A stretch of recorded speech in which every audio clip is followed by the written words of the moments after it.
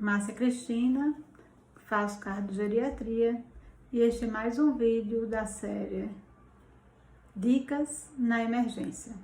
Hoje eu resolvi falar um pouco sobre edema agudo de pulmão na emergência, para dar um pouco de dicas para vocês de como manusear os pacientes que chegam na emergência, como diferenciar edema agudo hipertensivo de não hipertensivo. É a grande saga de quem dá plantão em emergência. Então, há mais de 20 anos fazendo emergência, conheço bem essa dificuldade. Então, vamos lá. Primeiro conceito de edema agudo de pulmão. Então, edema agudo de pulmão é uma congestão alveolar com depósito de líquido no espaço que deveria estar repleto de água, de ar. Quando o alvéolo está repleto de água, todo o interstício que separa os alvéolos, o espaço intersticial pulmonar, também já está encharcado.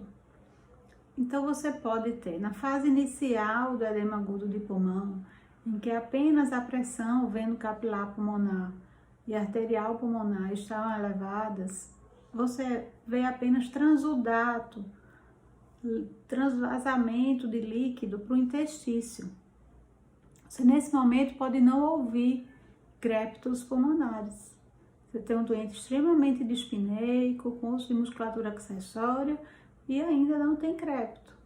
Porém, se ele deitar e você insistir em fazê-lo deitar e ele diz que piora e você o deita, a dispneia pode piorar, está causando ortopneia, que é um dos sinais cardeais da dispneia cardiogênica, e com isso os crepitantes aparecerem, porque piora o retorno, aumenta o retorno venoso, com isso aumenta a chegada de líquido no pulmão, e isso faz com que piore o transbordamento de líquido do interstício para o alvéolo, e com isso você vai escutar o barulho específico de edema agudo de pulmão, que são os crepitantes pulmonares finos, como antigamente se chamava. O ideal é que, para ser chamado edema agudo de pulmão, você tenha metade ou mais dos campos pulmonares sendo auscultado crepitantes pulmonares. Esse transbordamento de líquido para os pulmões pode ser de origem cardiogênica, que é o mais comum, e não cardiogênica, geralmente intoxicação por droga e algumas doenças vasculares, mas não é o mais comum. O mais comum é que ele seja cardiogênico, por aumento da pressão diastólica final do ventrículo esquerdo, fazendo com que haja aumento da pressão no átrio, de esvaziamento do átrio esquerdo, e com isso dificuldade das veias pulmonares desaguarem no átrio esquerdo. Independente da causa, o que nós precisamos fazer de uma forma geral, seja ele hipertensivo ou não hipertensivo, é diminuir o retorno venoso e melhorar a saída de líquido ou de sangue do ventrículo esquerdo, com isso diminuindo a pressão diastólica final. Então esse é o mecanismo básico do tratamento do edema agudo de pulmão, de reduzir o retorno venoso para dar tempo do pulmão secar, entre aspas, e facilitar o esvaziamento atrial esquerdo, diminuindo a pós-carga. Então a gente tem que, ao mesmo tempo que diminuir a pré-carga, diminuir a pós-carga. Dessa forma, agir em dois campos, nos dois campos, na chegada de líquido do pulmão e na saída de líquido do pulmão, facilitando assim o enxágue, alveolar. Como é que a gente faz isso na prática? Primeira posição do paciente. O paciente deve ficar sentado com as pernas pendentes. Se você não tem uma cadeira de edema agudo de pulmão, como alguns hospitais ainda têm, uma cadeira em que o doente fica bem sentado, com o braço à frente, e ele pode assim se reclinar para frente, se encostar e não cai da cadeira.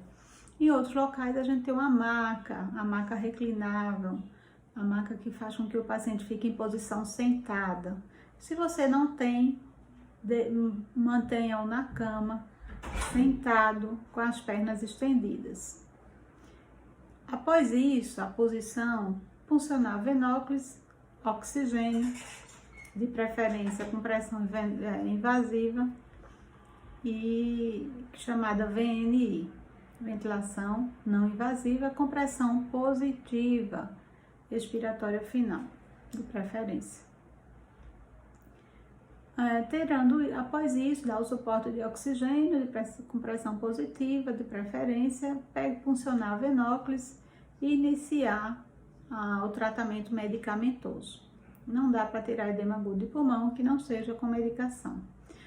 Primeiro, eu diminuo a pré-carga através dos nitratos, que pode ser o dinitrato de isosorbida sublingual, que é de rápida absorção, 5 mg, podendo repetir até 3 vezes. Ou propatil nitrato de 10 mg, que você pode repetir até 2 vezes. Após isso, você vai fazer o nitrato venoso. E aí está a ciência. Em sendo edema agudo de pulmão hipertensivo, aqueles edema agudos que ocorrem com pressões acima de 18/11 ou 180 por 110 milímetros de mercúrio, idealmente o nitrato de escolha é o nitroprusiato de sódio, ou mais conhecido como nipride. Você deve fazer de 1 a 10 microgramas por quilo minuto. E aí eu vou depois colocar para vocês a forma de diluição. Em não sendo hipertensiva, havendo suspeita que seja isquêmico ou que não haja grandes hipertensões, a pressão não está tão alta, está 16/9, 15/9, 14/9, o ideal é que seja feito nitroglicerina ao invés de nitroprusiato, porque ela causa predominantemente diminuição do retorno venoso, vasodilatação arterial coronária e menos dilatação arterial periférica em baixas doses. Para aquela baixa pressão, precisa de altíssimas doses.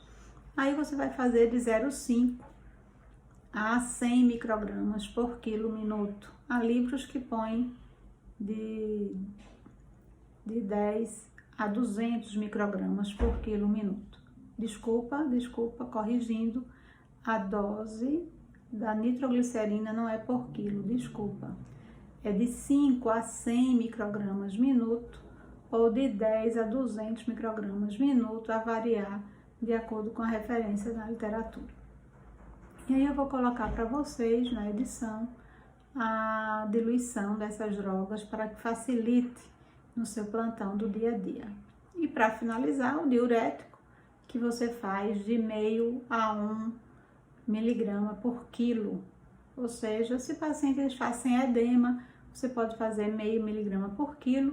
Ou seja, tem 80 quilos, 40 miligramas, 2 ampolas. Lembrando que a ampola da furosemida, que é o diurético de escolha nesses casos, tem 20 miligramas, 10 miligramas por ml em 2 ml. Não precisa diluir, você faz direto na veia, em bolos. E se tiver inchadinho, edema agudo de pulmão com edema periférico, você vai fazer 1 miligrama por quilo, 80 quilos, 80 miligramas. Evite fazer morfina, né? Um grande estudo, um registro, na verdade, mostrou aumento da mortalidade em até 5 vezes com o uso de morfina na insuficiência cardíaca descompensada, inclusive no edema agudo.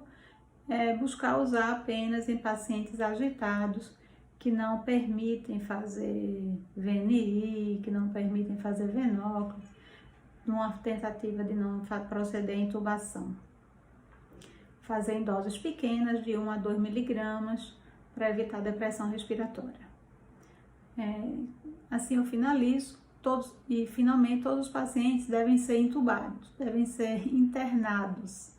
Todos os pacientes atendidos em edema agudo de pulmão, mesmo que saiam rapidamente, que é o nosso objetivo, devem ser internados em unidade coronária, UTI cardiológica, se estão na emergência pública, na sala vermelha, e ficar em observação ao menos 24 horas.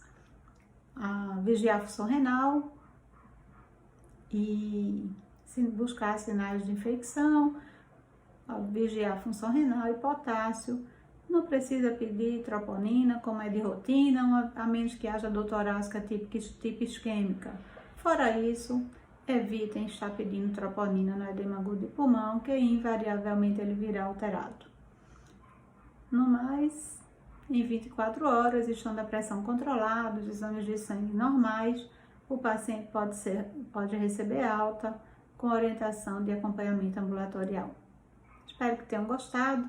Desculpe os pequenos ajustes que foi necessário ao longo do vídeo e até quarta-feira com mais um vídeo da série Dicas Práticas na Emergência.